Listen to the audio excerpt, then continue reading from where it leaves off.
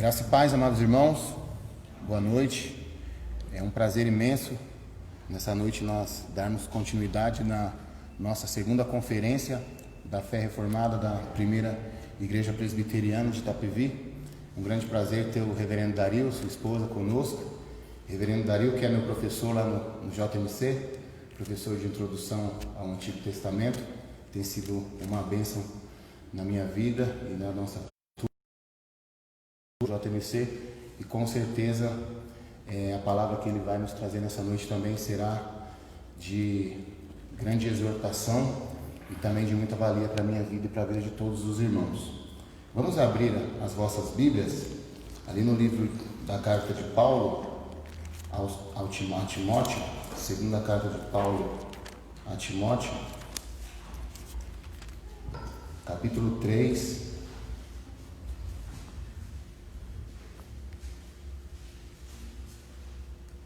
versículo 16 ao 17. Segunda carta de Paulo a Timóteo, capítulo 3, versículo 16 e 17, que diz assim: Toda a Escritura é inspirada por Deus e útil para o ensino, para a repreensão, para a correção e para a educação na justiça, a fim de que o homem de Deus seja perfeito e perfeitamente habilitado em toda boa obra. Por que nós lemos esse texto? Porque o nosso tema esta noite é a inerrância das Escrituras. Gostaria de pedir para que o presbítero Francisco viesse aqui à frente, para que nós fizéssemos uma oração antes de iniciarmos.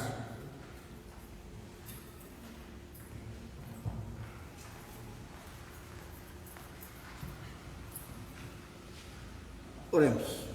Amado e eterno Deus, nosso Pai Todo-Poderoso, cuja na tua presença nos encontramos nesta noite e após os nossos afazeres do dia a dia, estamos reunidos em torno da tua palavra para aprendermos um pouco mais de ti e nos interessar também pela nossa história, Senhor, que o nosso pastor com certeza vai esclarecer muitas coisas para nós e nós somos gratos por tantas maravilhas que recebemos do Senhor, por isso nós estamos alegres, estamos reunidos em torno da tua verdade.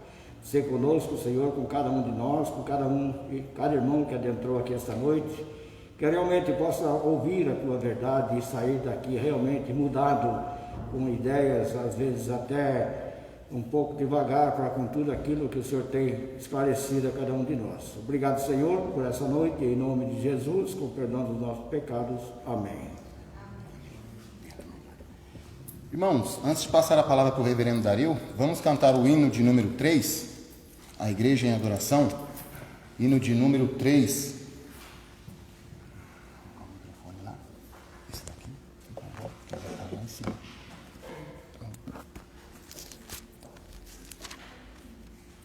Eterno Pai, teu povo congregado, a teu louvor aqui, no dia para o culto reservado, com esperança olhamos para ti, teu santo livro, ó grande Deus, tomamos, com fé singela e reverente amor, e com atentos filhos procuramos ciência na palavra do Senhor. Jesus, aos teus benditos pés sentados, queremos teu conselho receber, e sendo por ti mesmo doutrinados, de mais em mais na santa fé crescer, do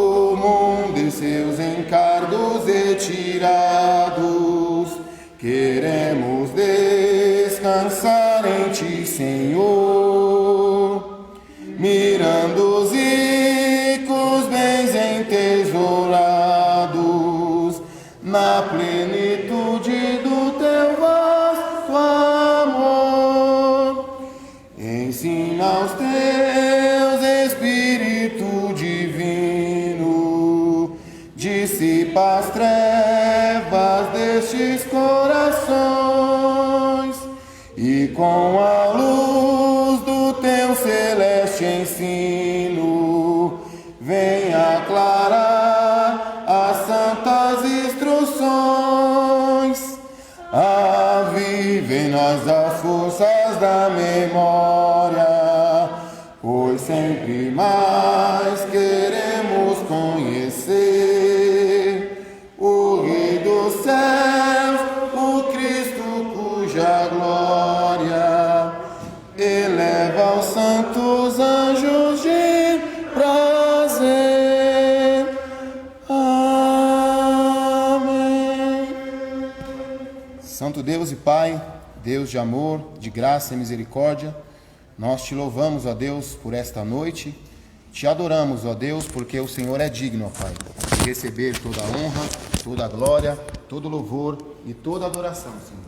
Pai, nós te rogamos, ó Pai, que agora o Senhor nos exorte, ó Pai, que o Senhor fale através da tua palavra e use, ó Deus, poderosamente o teu Filho, reverendo Davi, para nessa noite, ó Deus, a tua palavra, a respeito daquilo que nós estamos tudo que eu vi, Deus, receba toda a honra, toda a glória, todo o louvor, exclusivamente a ti, no nome do Senhor Jesus. Amém. Amém. Saiu?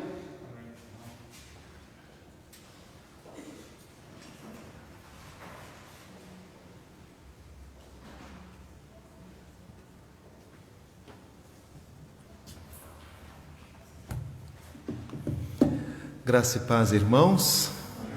Uma grande alegria poder estar com vocês esta noite, poder encontrá-los bem, né, e guardados pela graça do Senhor, e poder celebrar com os irmãos, né, mais um aniversário da nossa reforma protestante, lembrando dos seus princípios, lembrando dos seus valores, tanto sendo instruídos para conhecê-los, como também buscando a aplicação dele, né, e como podemos levá-los para a nossa vida prática, para o nosso dia a dia. Então, quero agradecer ao reverendo Djavan pelo convite e agradecer também a todos os irmãos por estarmos juntos nesta noite. A reforma, ela teve como uma das suas máximas sola scriptura. Uma das questões centrais que foram trazidas para que aquele movimento se sustentasse foi o entendimento de que eram as Escrituras que deveriam ditar os valores teológicos da Igreja. E para houvesse contribuições preciosas da tradição da Igreja, embora o raciocínio e as conjecturas e as construções humanas sejam necessárias para o desenvolvimento do nosso trabalho, o que deve servir de regra de fé e prática para a nossa vida é primeira e unicamente as Escrituras. O desenvolvimento desse tema levou a um segundo princípio também bastante importante, desenvolvido algum tempo mais adiante, que também dizia tota Escritura. Então, não apenas só as Escrituras, mas as Escrituras todas. Que nós deveríamos ter um esforço para a compreensão bíblica, não apenas aqueles temas que eram objeto da nossa discussão teológica, como a justificação pela fé, como a salvação em Cristo Jesus, ou como a nossa relação, né, o nosso destino diante de Deus, né? Mas deveríamos estar preocupados em conhecer toda a Escritura e sermos guiados por ela. Falar da Escritura como nossa regra de fé e prática é entender que não apenas estamos resolvendo problemas. Um dia temos uma dúvida ou surge uma discussão em casa, então vamos ver o que a Bíblia diz sobre isso.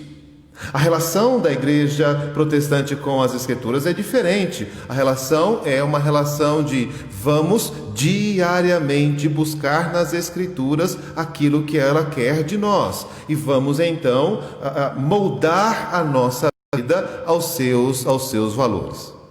Esses dois princípios, um decorrente do outro, foram o fundamento da igreja por muito tempo, embora sejam princípios bastante difíceis de sustentar na prática, mas esse não é o nosso tópico desta noite. Mas o que aconteceu? Esta importância que as Escrituras têm para o movimento protestante, ela começa a ser questionada dentro desse próprio movimento por conta de novidades, por conta de modos de pensar diverso ao longo do tempo. Era muito tranquilo para os homens do século XVI e do século XVII olharem para como autoridade divina sobre suas vidas. Mas o final do século XVII e o início do século XVIII trouxe no modo de pensar do ser humano, no modo de pensar da humanidade de forma geral e inclusive dentro da igreja, algumas tendências que colocaram em risco esta questão. Esse novo movimento chamado de iluminismo ou racionalismo procurava descobrir a verdade e tinha como objetivo, decorrente inclusive daquilo que na reforma foi apontado, tinha como objetivo olhar para todas as coisas e por meio do raciocínio, por meio da visão racional, procuravam então discernir o verdadeiro do falso. Esse movimento depois foi sucedido por um outro chamado empirismo, que era aquele que dizia que uma coisa precisa ser testada para ver se ela é verdade, precisa ser provada se ela é verdade. Mas esses dois movimentos, eles tiveram um impacto bastante importante sobre as Escrituras, porque a pergunta que se começa é: como eu posso saber que aquilo que a Bíblia diz é verdade? Como eu posso saber que as histórias que a Bíblia conta de fato aconteceram? De que maneira eu posso garantir que aquilo que está sendo dito foi de fato aquilo que Deus disse?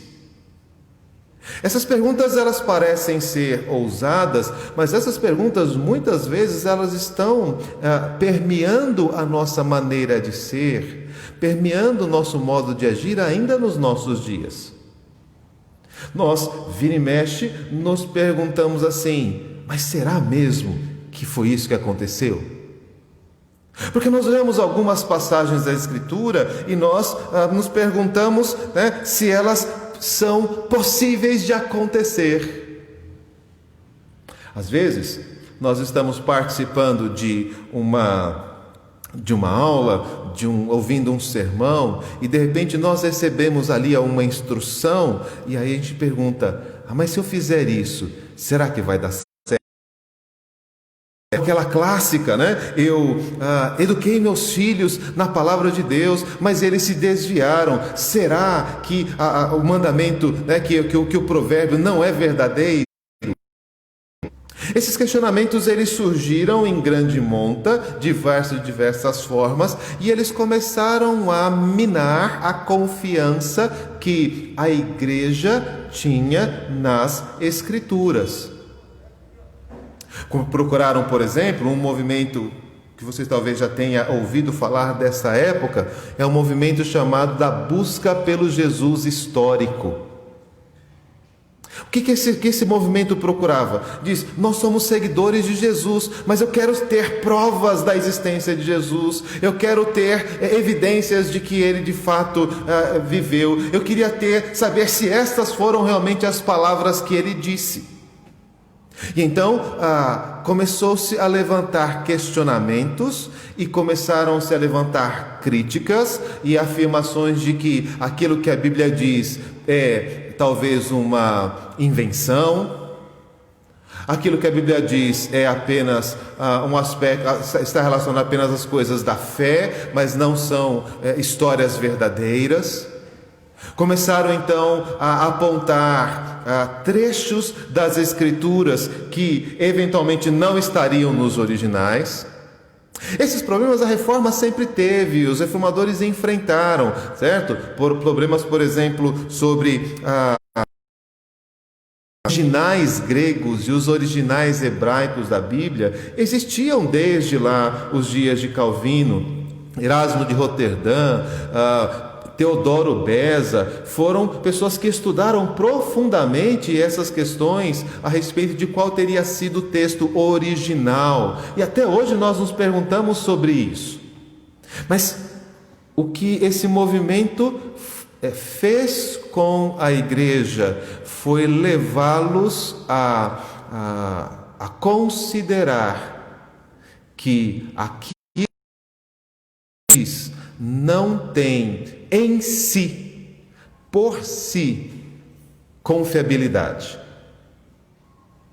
E chegamos no século XX, então, com a igreja bastante esfacelada, bastante confusa com estas coisas.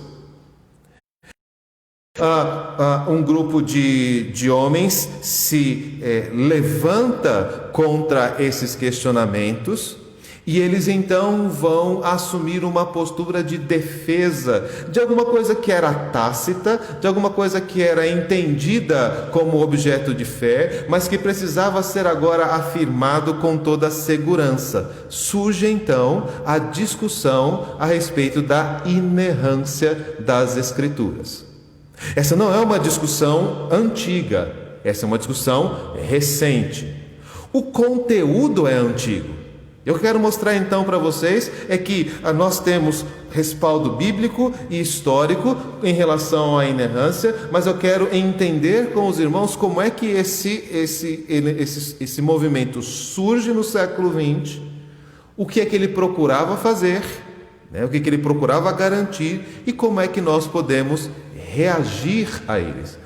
Esse movimento inerrante vai dizer aquilo que nós temos entendido de forma geral, que as Escrituras são verdadeiras e completamente confiáveis em todas as suas afirmações. Essa é uma decorrência de uma outra questão bastante necessária, que é a infalibilidade. Aquilo que ela diz, de fato acontece. E o nosso ponto prático nesta noite é este: o quanto que nós compreendemos que a confiança das Escrituras nas Escrituras é uma atitude fundamental para a nossa vida cristã. Eu quero então primeiramente olhar com vocês biblicamente para esta questão. E como que as Escrituras nos levam a esta consideração e nos fazem ter a confiança e a dependência deste conceito recente, século XX, que está presente como base da vida do povo de Deus desde o seu início. Abra sua Bíblia em Deuteronômio 6, capítulo 6. Então eu quero apenas ilustrar, não vamos fazer um estudo bíblico nessas passagens, mas eu quero mostrar para vocês como é que elas constroem esse tipo de pensamento e de raciocínio para nós.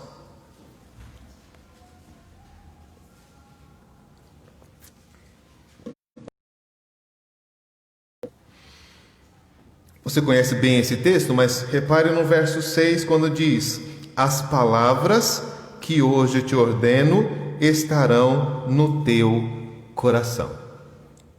A relação do povo de Deus desde os dias de Moisés é esta: nós temos um relacionamento não com ideias, não com valores. a religião é uma religião que demonstra amor a Deus. Ok? Mas o que é amor a Deus? Que é o que está exigido aqui no verso 5. Estas palavras estarão no teu coração. Jesus vai usar essa mesma relação quando ele vai dizer, é que aqueles que têm os meus mandamentos e os guarda, este é aquele que me ama. Então, amor não é o sentimento que nós temos para com Deus, embora podemos até incluí-lo nisso. Com Deus, a nossa fé não é uma fé difusa numa divindade, na existência da divindade. A nossa fé é uma fé baseada nestas palavras. Do Deus que no princípio criou o céu e a terra. Isto é certo ou isto é errado? Isso é verdade ou isto é mentira? Essa é a relação que sempre foi estabelecida ao povo de Deus. De um Deus que disse: de ti farei uma grande nação. Isso é verdade ou isto é mentira? Normalmente nas nossas aulas, o André fez menção às nossas aulas de introdução, nós temos aquela discussão, Gênesis 1 é verdade, Gênesis 1 é poesia, e a gente fica, essa discussão gerada contexto que eu descrevi para os irmãos. E eu digo, uma coisa: não existe um novo céu, uma nova terra para onde a gente vai. Gênesis 1 é fundamental para a nossa fé. Porque se o mundo é fruto da evolução de milhões de anos e de uma série de coisas aleatórias, como é que eu posso crer que as Escrituras dizem que Deus está criando novos céus e nova terra da justiça? Eu não creio numa ideia, eu creio nas palavras.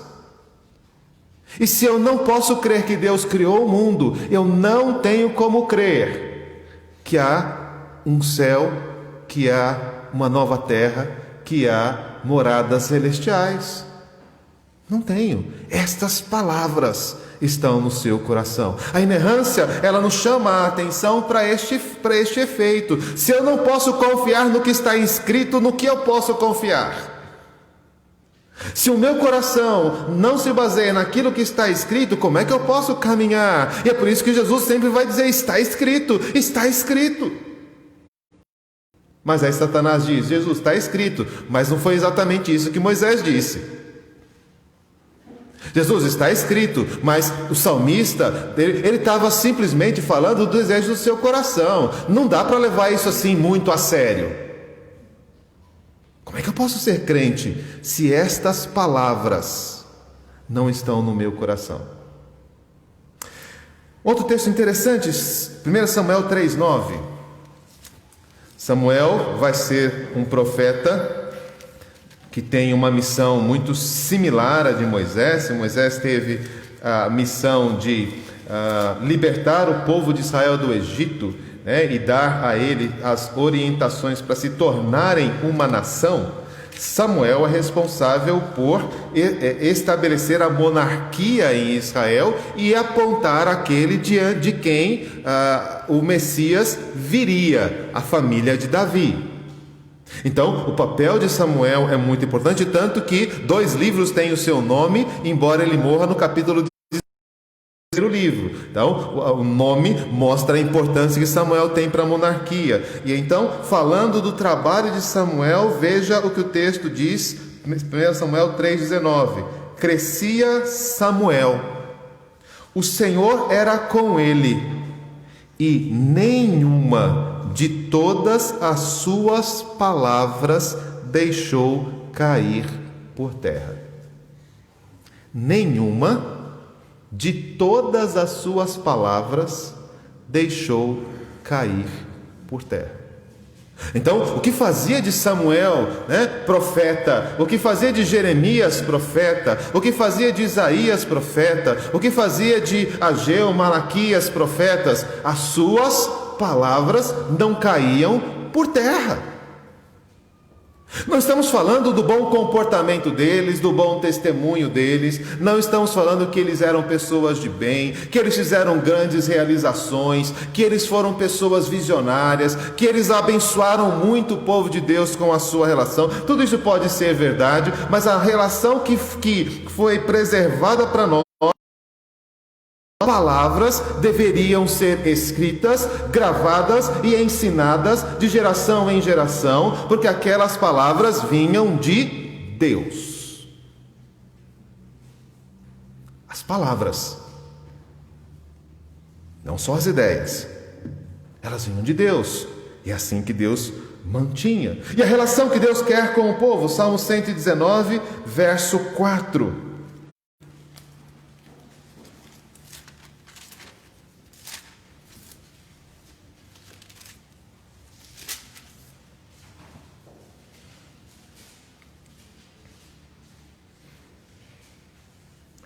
Tu ordenaste os teus mandamentos para que os cumpramos à risca. Qual a relação que o crente tem que ter com o mandamento? Eu vou entender, eu vou praticar mais ou menos isto. Eu vou fazer essa parte aqui, mas essa parte aqui é muito difícil. Não, isso aqui não pode ser verdade, deve ter algum erro aqui. Deus deu os mandamentos para que nós cumpramos à risca. Tá? Então, o que a doutrina da inerrância veio trazer para nós é essa discussão, não apenas que era admissível por esse grupo que a gente chama de liberal, né? Que era admissível por esse grupo genericamente, de que existe alguma verdade nas Escrituras, há um sentimento religioso, ensinamentos morais, ensinamentos espirituais, coisas que animam o coração do homem. Tudo isso a gente concorda, mas o que nós estamos discutindo é: podemos seguir isso à risca? Eu posso me apoiar palavra por palavra naquilo que está escrito aqui? Porque era assim que se esperava que o crente no Antigo Testamento vivesse. Você lembra que o próprio Jesus vai afirmar lá no Sermão do Monte, lá no capítulo 5, verso 17 e 18, ele diz: não penseis que vim revogar a lei, ou os profetas. Não vim para revogar, vim para cumprir. Porque em verdade vos digo, até que o céu e a terra passem, nenhum i ou um tio jamais passará da lei até que tudo se cumpra. Qual é a validade da lei para Jesus?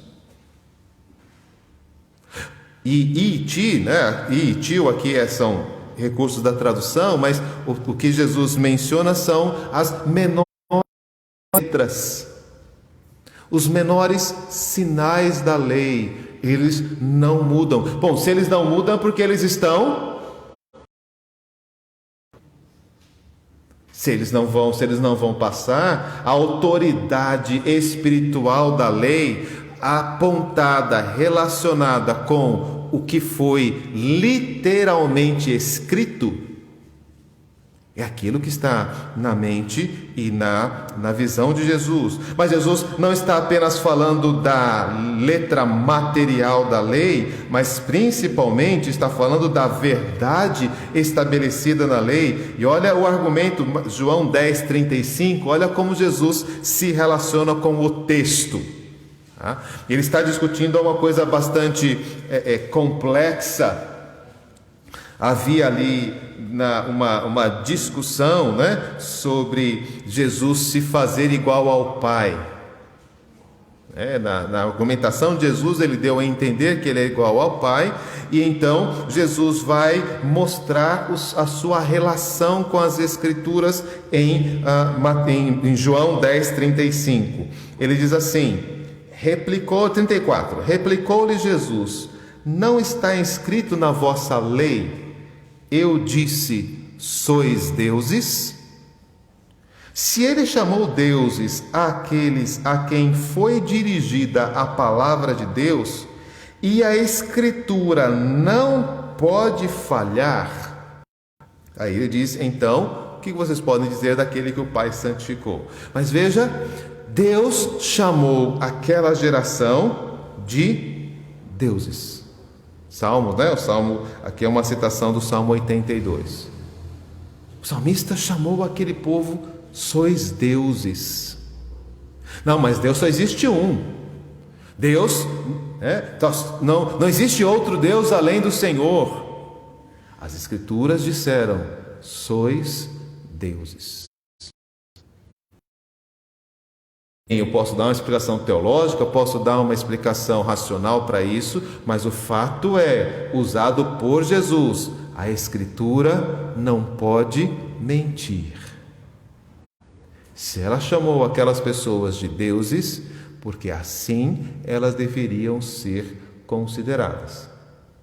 Não no aspecto ontológico, não no aspecto do poder da divindade, certamente aqueles eram homens, mas que a Escritura chamou de deuses. E se a Escritura chamou de deuses, ela é verdade, porque ela não pode mentir. O que ela disse, eu sigo, eu pratico, eu levo adiante. Da mesma forma, Hebreus capítulo 6, versos 17 e 18, fala agora da promessa que Deus faz a Abraão, do juramento que Deus faz a Abraão. Pensar na veracidade das Escrituras, nós vamos ver daqui a pouco, tem a ver com a questão da historicidade, tem a ver com a questão da realização de milagres e portentos, uma série de coisas, mas é importante que a gente está falando inclusive daqueles que são os compromissos de Deus. Deus tem compromissos com o seu povo, e esses compromissos estão aonde? Esses compromissos estão na Escritura.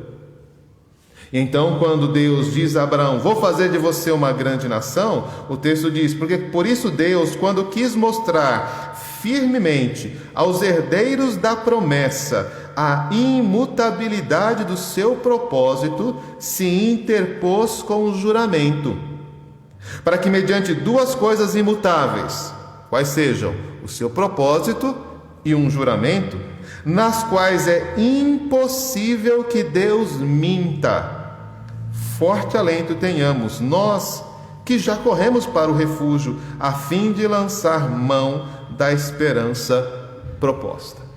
A inerrância das Escrituras é a base da nossa tranquilidade na fé. Porque o Deus que disse, eu vou estar com vocês todos os dias até a consumação do século, disse isso mesmo. Ou aquele Deus que diz, clama a mim, eu te responderei na tua angústia e tu me glorificarás. Ele disse isso mesmo, eu posso confiar nisto?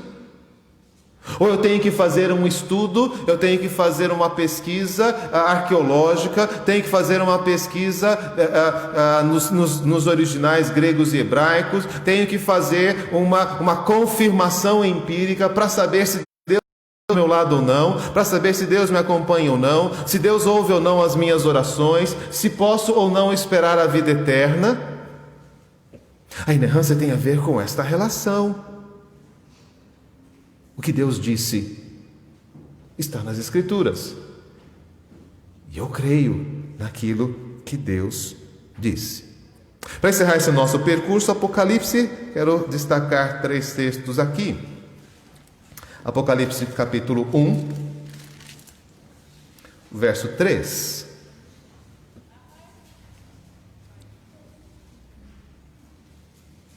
Bem-aventurados aqueles que leem e aqueles que ouvem as palavras da profecia e guardam as coisas nela escritas, pois o tempo está próximo. Não há dúvida de que as Escrituras querem que a gente tenha um compromisso com a letra. Ah, mas Jesus disse: a letra mata, o espírito vivifica. Ok, existe uma questão que está além do legalismo, além do literalismo, mas é a partir da letra que o Espírito nos ilumina. Ele é o Espírito da verdade, Ele é aquele que motivou os profetas, né? Pedro vai dizer que nenhuma profecia vem de vontade própria, antes o Espírito Santo moveu os homens de Deus para que eles pudessem falar em nome do Senhor. Sim, é o Espírito que nos importa, mas o Espírito se manifestou no texto. O Espírito se manifestou nas palavras que lemos, naquilo que está escrito. Apocalipse 21, 5. Aquele que está sentado no trono disse: eis que faço nova toda. E acrescentou: escreve, porque estas palavras são fiéis e verdadeiras. Escreve, estas palavras são fiéis e verdadeiras. E o capítulo 22, verso 7 encerra: eis que venho sem demora, bem-aventurado aquele que guarda as palavras da profecia deste livro. E lá nos versos 18 e 19: eu a todo aquele que ouve as da profecia deste livro testifico, se alguém lhes fizer qualquer acréscimo, Deus lhe acrescentará flagelos escritos neste livro. E se alguém tirar qualquer coisa das palavras do livro desta profecia, Deus tirará a sua parte da árvore da vida, da cidade santa e das coisas que se acham escritas neste livro. Nós temos um contrato com Deus. Van Groningen fala, né, que a Bíblia é escrita como um pacto, como um contrato. E a letra deste contrato está à nossa disposição, é a base do nosso relacionamento com Deus. Então é importante que a gente entenda: sola escritura, toda a escritura, foi um princípio da reforma, porque esta é a relação que a própria Bíblia requer dos crentes. E eu podia trazer uma grande quantidade de versículos nessa direção. O Salmo 1: medita na sua lei de dia e de noite. As palavras do Senhor são mais doces do que o mel e o destilar dos favos. Nós teríamos aquilo que os profetas disseram, aquilo que Paulo disse, aquilo que Pedro disse sobre as Escrituras. Então, há uma grande quantidade de textos que nos deixam muito claro que aquilo que está escrito, e aí eu fiz a seleção, as palavras são aquilo que Deus quer que a gente esteja seguindo. Esta relação, o que aconteceu no século XVIII e XIX que trouxe esta ruptura, trouxe essa dificuldade de manutenção destes princípios e começou a questionar a veracidade bíblica. Veja o problema que eles estabeleceram ali, que a verdade ela deveria ser baseada na razão, a verdade deveria ser baseada na experiência, deixando de lado aquilo que sempre foi princípio da igreja, que a verdade era alguma coisa que Deus revelava. A verdade é aquilo para a qual o Espírito Santo nos conduz. Então, o que fizeram estes homens que começaram e que levaram eles a questionar as Escrituras? Eles pararam de confiar a sua direção espiritual ao Espírito de Deus, pararam a confiar na sua própria mente, no seu próprio coração e na sua própria experiência. Então, esses homens passaram a dizer coisas que eventualmente nós também dizemos. Diz assim: eu não acredito que isso aconteceu. Jesus disse isso, mas eu acho que fazer isso aqui não é bom. Pastor, olha, eu sei que a Bíblia diz isso, mas olha, eu fiz isso aqui e deu certo.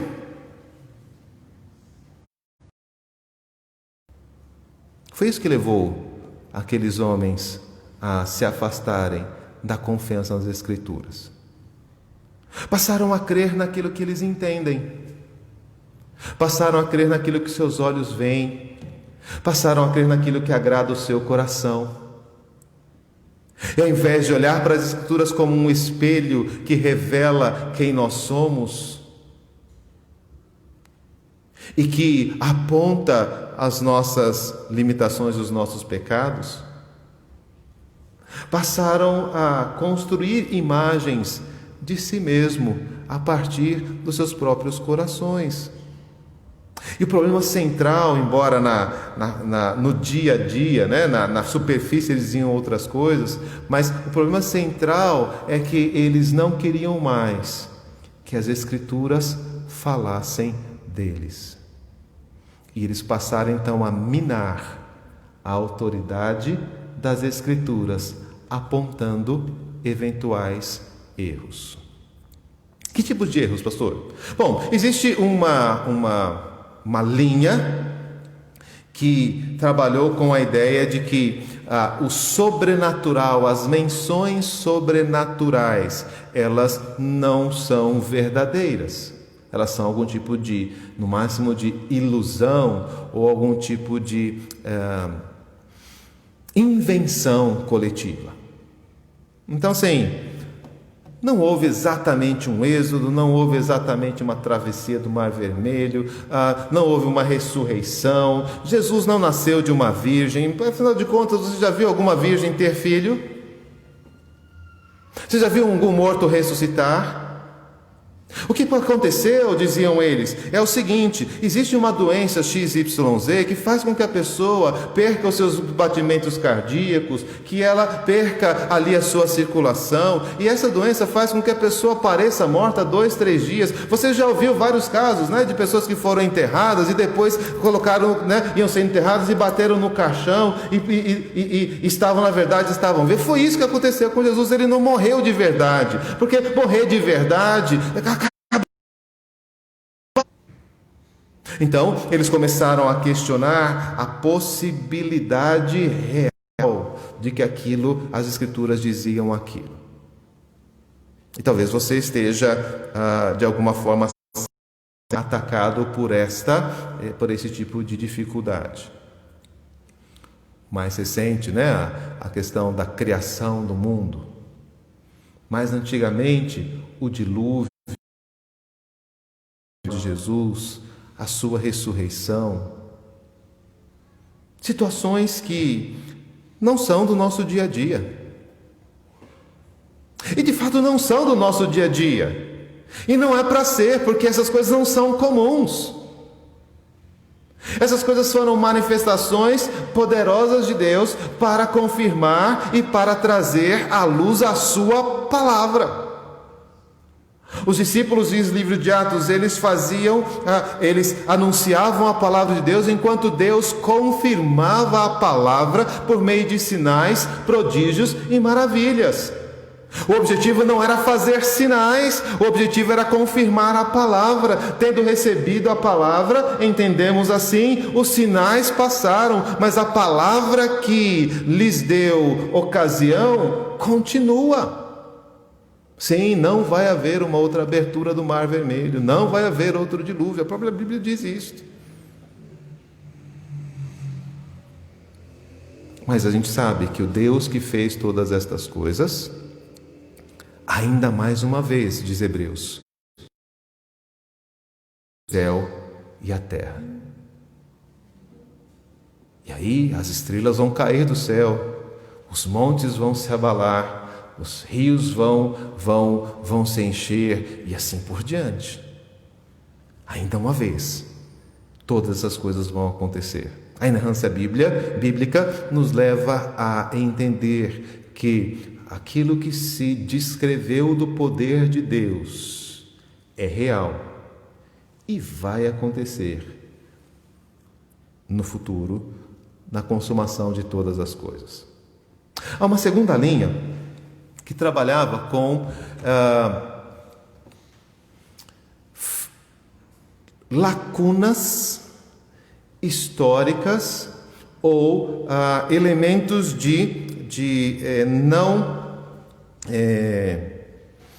como a gente pode dizer, elementos que não se encaixavam historicamente. Talvez o mais famosa dessa consideração é aquela que fala, por exemplo, dos milagres de Jesus com relação, por exemplo, ao cego de Jericó. Tá? Que é chamado nos estudos teológicos de problema sinótico.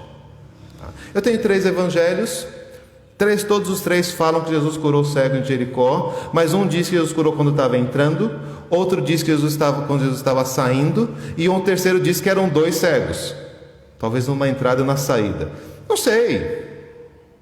Mas essa descrição, a pergunta, dessa pessoa é: qual delas é verdade? E se você fizer essa pergunta, como diz lá o salmista, no Salmo 73, você já traiu a geração dos filhos de Deus. Porque você está dizendo, uma é verdade, um evangelho diz a verdade, e os outros 2 mentiu. Mas a Escritura não pode mentir. Então começaram a levantar esses tipos de situações. Se eu somar a quantidade de rei X reinou e comparar com essa outra quantidade, não vai dar certo. Se eu pegar essa genealogia que está aqui em Gênesis e comparar com aquela que está ali em Crônicas, eu vejo que não bate. O nome de José, o nome dos parentes dos ancestrais de Jesus em Mateus não são os mesmos, o nome dos ancestrais de Jesus em Lucas não bate. A cronologia de 1 Coríntios, 2 Coríntios, Tessalonicenses não está correta. Paulo foi ou voltou, Timóteo estava aqui ou estava lá. Começaram a pegar essas informações que nunca foram dadas como um catálogo histórico, e para começar então a mostrar, a minar a sua confiança no texto bíblico. Você vê alguma coisa parecida com isso no trabalho que, de uma certa forma, não mas no trabalho, por exemplo, que testemunhos de Jeová fazem. Porque o que faz o testemunho de Jeová? Ele começa a te apresentar alguns textos que colocam em dúvida a divindade de Jesus. E se você se perguntar, será que Jesus é Deus? Você já traiu a geração dos filhos de Deus. Então, essa outra linha. Ela olhava para as Escrituras e começava a fazer pequenas comparações e críticas, dizendo: isso não pode ser verdade, porque ou é um cego ou são 2, ou Jesus está entrando ou Jesus está saindo. E dessa forma, alguém mentiu. E aí, para eles, não importa quem mentiu, desde que você diga: a Bíblia tem erros. Mas se a Bíblia errou em relação a quantos cegos Jesus curou em Jericó, quem te garante que ela acertou quando disse que Jesus era o Filho de Deus? Quem te garante que, se você crer em Jesus, você vai ser salvo? Quem te garante que é um novo céu, uma nova terra? Eu já não tenho mais como confiar se a Bíblia está assim cheia de erros. Peraí, quem disse que a Bíblia estava cheia de erros? Você apontou aqui uma dúvida cronológica, para a qual talvez eu não tenha uma resposta. Mas o objetivo era minar a confiança. Porque se você mina a confiança nas Escrituras, você já não vai mais confiar na lei. Isso era para aquela época. Paulo disse isso porque ele vivia num mundo patriarcal. É por isso que ele fala isso sobre as mulheres, é por isso que ele fala isso sobre o véu, é por isso que ele fala isso sobre o trabalho. Mas nós vivemos no século XX, nós vivemos no século XXI, essas coisas já não valem mais para nós. Foram essas as coisas que geraram todo este movimento. E eu quero que você perceba, são coisas que muitas vezes estão diante de nós. Que os nossos jovens, que os nossos adolescentes estão enfrentando. Porque não é possível ser crente sem confiar nas palavras. Eu não sou um crente porque eu venho à igreja. Eu não sou crente porque eu gosto dos meus amigos. Eu não sou crente porque o pastor vai me visitar em casa. Eu sou porque eu acredito na palavra de Deus. Mas se eu não sou mais o povo do livro, se eu não sou mais o povo da Bíblia, se eu não sou mais o povo da Escritura, que povo eu sou? O que me caracteriza? A discussão, então, em favor da inerrância, resgatar o nosso compromisso consciente de que esse texto veio de Deus. Há uma terceira linha que eu estava esquecendo, não posso deixar de dizer isto, né? Uma terceira linha que diz assim: olha, a Bíblia ela tem verdades e ela é a palavra de Deus quando fala de salvação, de coisas espirituais. Mas quando ela fala de coisas materiais, como a criação do mundo, quando ela fala de coisas materiais sobre a astronomia, as estrelas, a física, aí os homens eram pessoas que não tinham o conhecimento científico que nós temos. Eles não tinham o conhecimento do mundo, das leis da física, das leis da biologia que nós temos. Então, assim, eles eram pessoas bem intencionadas, mas estavam enganados. Mas eu não estou falando daquilo que os apóstolos acreditavam ou conheciam sobre o universo ou sobre a biologia ou a química. Quando estou lendo a Bíblia, estou falando sobre que criou todas estas coisas, disse. Sim, é verdade que Deus não avançou, Deus não desfez, né, o conhecimento que as pessoas tinham na sua época. Eu gosto de dar esse exemplo para os meus alunos e para a gente entender um pouquinho o que é essa questão da inerrância bíblica e essa questão da limitação cultural. Tá? Então, Jesus usou exemplos de natureza agrícola. Os lírios do campo, as aves do céu, o semeador, coisas que para nós aqui na cidade, inclusive, são até difíceis de entender, mas que nos abençoam sem nenhum problema. Eu nunca plantei uma semente de mostarda, mas aquilo que a Bíblia diz sobre o crescimento da semente é suficiente para eu entender o ensino de Jesus sobre o reino dos céus. Mas, então ele usou de fato esses modelos que poderiam, se fosse outros, seriam talvez uma padaria, seria um exemplo de um ônibus, né? Seria um exemplo, em vez de cavalos, falando de carros e assim por diante. Mas eu fico imaginando o seguinte: no livro de Apocalipse, nós vemos que João viu as últimas coisas que deveriam acontecer. Eu não sei exatamente em que período, né, vão acontecer aquelas coisas registradas em Apocalipse, mas vamos imaginar que ele tenha visto a Segunda Guerra Mundial. Viu ali tanques que conseguiam andar a 80, 90 quilômetros por hora em terreno irregular, os aviões, as bombas. Como é que João ia descrever o que viu? Eu vi um avião, eu vi um caça, eu vi um tanque. Ele não pode escrever isso. Embora, nesse exemplo, ele pudesse estar vendo estas coisas. Quando ele descreve um tanque como um escorpião com uma cauda reta e com a cabeça de um cavalo, ele está errando? Ou ele está dizendo a verdade do jeito que ele consegue dizer? Então, em algumas coisas na Bíblia nós vamos encontrar inclusive isso. Sim, aquilo que foi dito está limitado ao científico da pessoa que está escrevendo, mas isso não quer dizer que isso seja um erro. Isso quer dizer que não tinha palavras para expressar o que era um tanque ou o que era um avião. Mas ele, dentro dos elementos que tinha, aquela figura que para a gente é bastante esquisita, imagino que para eles também seria. Eu não imagino que tinha escorpiões com cabeça de cavalo nos dias de João.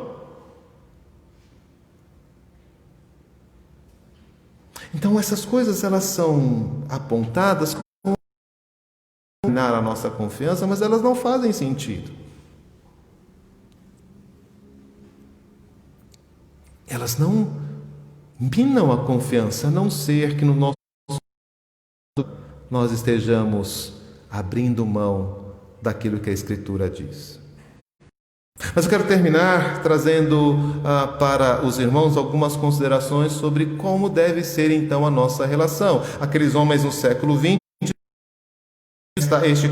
esse conceito, a Bíblia, palavras, a Bíblia, naquilo que ela registra a verdade. Nós temos sim, é verdade, alguns problemas de transmissão e de cópia, né? Ao longo do tempo houve ali uma série de erros, sim, de cópia, de transmissão, até mesmo de tradução. Talvez, eventualmente, o pastor diga: pessoal, aqui não é a melhor palavra. Essas questões, elas de fato.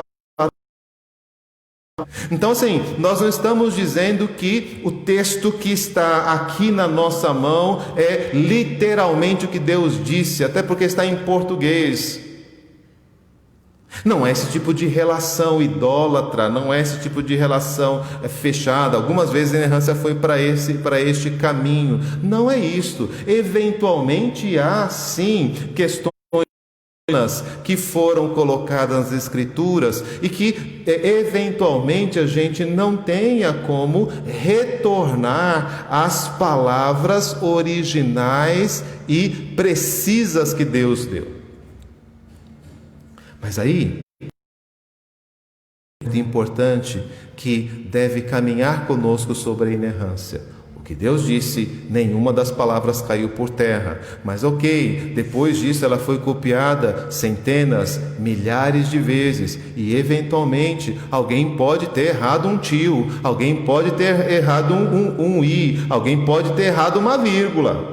Quando você copia o texto, você pode estar cometendo esses erros, e isto é absolutamente possível. Um dado pode ter se perdido, um número pode ter sido colocado errado aqui ou ali, uma data, um nome pode ter sido transcrito de forma diferente, né? Tiago, né? É Jacó, certo? Então, Tiago que nós temos aqui, né, na carta, o nome dele de verdade é Jacó. Então, assim, foram mudando, até que virou Tiago. Ok, essas coisas elas existem, mas existe um princípio de fé muito importante para nós, que é o princípio da vontade de Deus de conduzir o seu povo a toda verdade.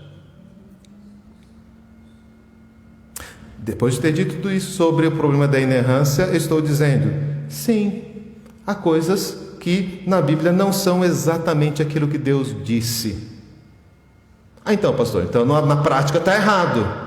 Sim, se eu não soubesse que Deus não quer que eu me perca. Se Deus não me deu o seu Espírito que me conduz a toda verdade.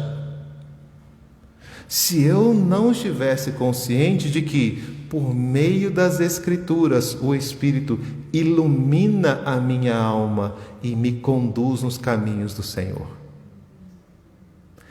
Não é o livro que me conduz a Deus.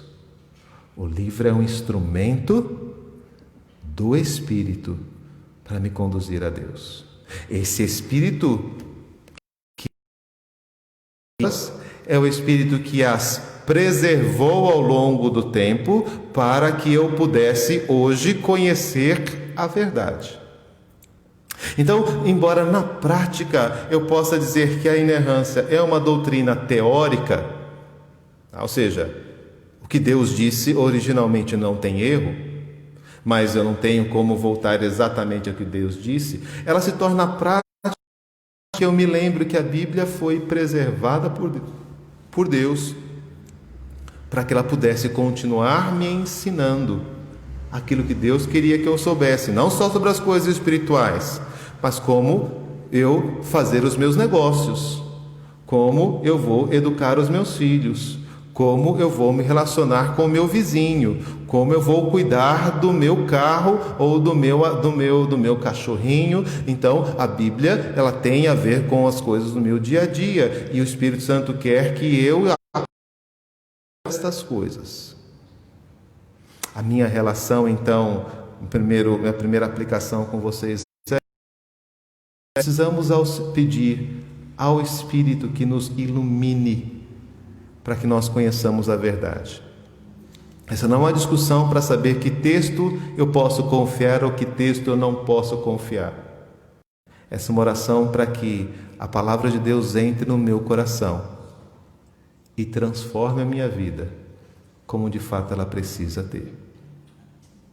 Segunda, para a nossa relação com nós, aquela que nós falamos de toda a Escritura.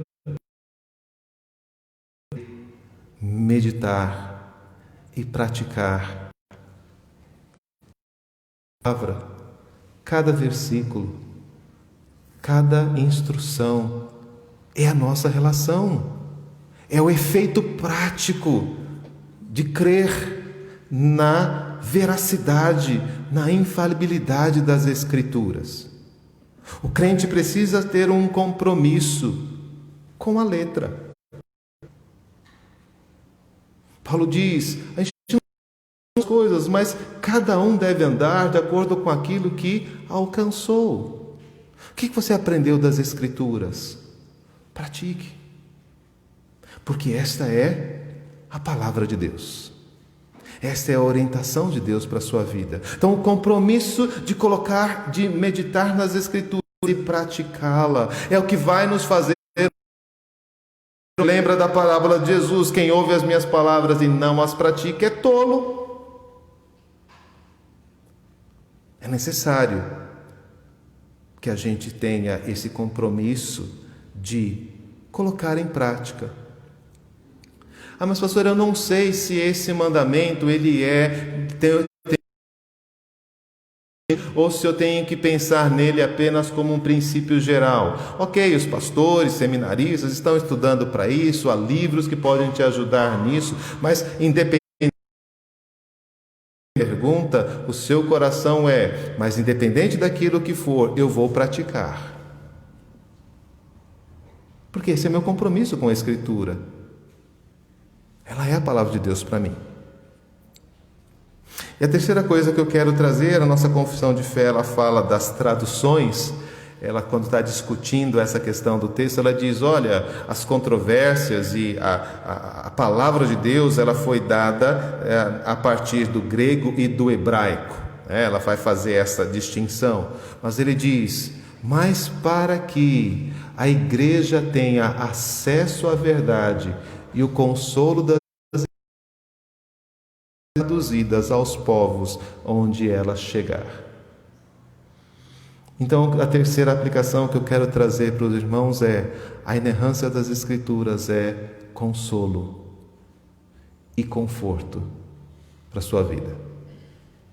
Eu espero que você, quando estiver numa crise de fé, ou quando você estiver numa crise pessoal, familiar, ou quando você estiver enfrentando algum medo, algum terror, ou quando você estiver com algum tipo de amargura, ou algum tipo de mau pensamento, eu espero que a palavra de Deus seja aquele lugar para onde você corre, para ouvir o que Deus tem a dizer para você, no meio daquela angústia, para lidar com a vida, para lidar com aquela dor. Ela tem ali as promessas, ela tem ali o consolo, ela tem ali a descrição da realidade né, da nossa dependência e da nossa limitação e fraqueza. As Escrituras não erram. E quando nós precisarmos de um porto seguro, de uma rocha sólida, de um abrigo para o temporal, que você possa encontrá-lo nas Escrituras, naquilo que a Bíblia diz. E se alguém disser para você, irmão, a Bíblia diz, que isso seja como música nos seus ouvidos. Quando alguém disser, irmão, confia na palavra, porque ela diz, eu espero que isso seja tudo aquilo que você precisa ouvir. Quando alguém disser, irmão, não vai por esse caminho não, porque a Bíblia diz, eu espero que a doutrina da inerrância e a sua infalibilidade venha à tua mente e você diga, se a Bíblia diz, então é assim que eu devo viver, é dessa forma que eu devo agir. Que Deus nos abençoe, que Deus nos dê graça e nos faça amar a sua palavra e os efeitos que ela tem sobre a nossa vida. Amém.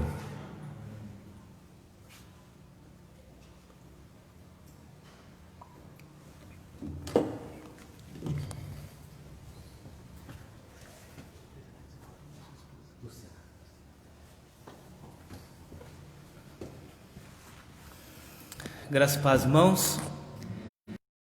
Irmãos, nós queremos agradecer o reverendo Dario pela aceitação do convite, a sua esposa Luciana também, que está com ele acompanhando. Para nós é um motivo de muita alegria, mesmo em contexto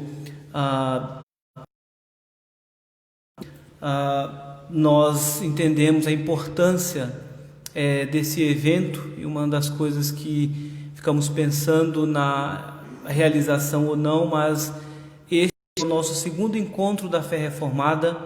Ano passado nós também tivemos o nosso primeiro e o segundo este ano. E ontem o presbítero Solano Portela falou sobre a suficiência de Cristo, e hoje então o reverendo Dario encerrando sobre a inerrância das Escrituras. O evento realizado pela Junta Missionária da nossa igreja. O reverendo Dario foi meu professor no JMC, professor de Antigo Testamento. As disciplinas de Antigo Testamento eu fiz com ele. Se eu fui um bom aluno ou não, os irmãos podem perguntar depois para ele, tá? Pode perguntar, ele vai responder se foi ou não. Mas o fato é que eu me sinto muito feliz e honrado com a aceitação professor do JMC, do nosso seminário aqui de São Paulo, e também professor do Ando Jump. Certamente os irmãos que um dia forem fazer, não sei se o nosso irmão Guilherme Xavier já fez matéria com ele, não, né? Mas certamente o encontrará lá no Jump também. Então, para nós é um motivo de muita alegria. Deus abençoe sua vida. Nós esperamos poder contar com o pastor em outras ocasiões aqui na nossa igreja, tá bom? Muito obrigado pela presença dos irmãos. E agradecer àqueles que estão nos acompanhando também pela internet. Deus abençoe a vida dos irmãos, os que estão presencial. Nós queremos também agradecer pela presença de vocês. Que Deus continue abençoando a vida de cada irmão. Amanhã nós teremos nossos trabalhos, culto matutino na parte da manhã. Nós vamos encerrar a exposição de Judas no culto às 9 horas, a escola dominical às 10, com a presença apenas, por enquanto, classe de adolescentes e jovens que já retornaram. O conselho da igreja deve se reunir então no primeiro domingo para decidir a retomada total dos trabalhos aqui da igreja, bem como para examinar candidatos à profissão de fé, a tornarem-se membros da nossa igreja. À noite nós temos o culto às 19 horas. O tema do culto à noite é os benefícios da justificação, concluindo, portanto, a temática em torno desse mês, que é o mês da Reforma Protestante. Lembrar aos irmãos, no dia 31, para aqueles que puderem, eu vou estar falando lá na Igreja Presbiteriana de Cidade das Artes, quando eu vou falar sobre o tema As Consequências da Reforma para os Dias Atuais. Então falarei desse tema, mas para aqueles que não puderem, vai ser transmitido pela internet. Para aqueles que não puderem, na Igreja Presbiteriana JMC aqui em Jandira, pastoreada pelo reverendo João Paulo Tomás de Aquino, ocorrerá também desde as 14 horas da tarde encontro da fé reformada, onde vai estar falando o reverendo João Paulo sobre introdução à teologia reformada e o reverendo Dr. Eber, que também falará à noite sobre a sequência do tema teologia reformada, tá bom? Então, se os irmãos não puderem estar em Cidade das Artes, os irmãos podem comparecer na Igreja Presbiteriana JMC. Certamente vai ser um momento muito importante, de grande aprendizado com os mestres, com os pastores da nossa amada IPB, tá bom, irmãos? Para encerrar, aqueles que quiserem, nós temos o Instituto Teológico, tem sempre a parceria com uma cantina, com as irmãs que têm trabalhado com a cantina aqui na igreja. Então no salão social tem a cantina. Aqueles que quiserem depois lanchar, podem procurar as irmãs. Certamente o preço não está caro e os irmãos podem passar na nossa cantina também. Deus abençoe a vida dos irmãos, que tenhamos todos uma excelente noite de descanso e o Senhor assim permitindo, amanhã nós possamos retornar no dia do Senhor para adorarmos o seu santo nome. Deus abençoe. Quero mais uma vez convidar o reverendo Dario que vem à frente. O nosso pastor vai fazer a oração final, encerrando, portanto, este momento.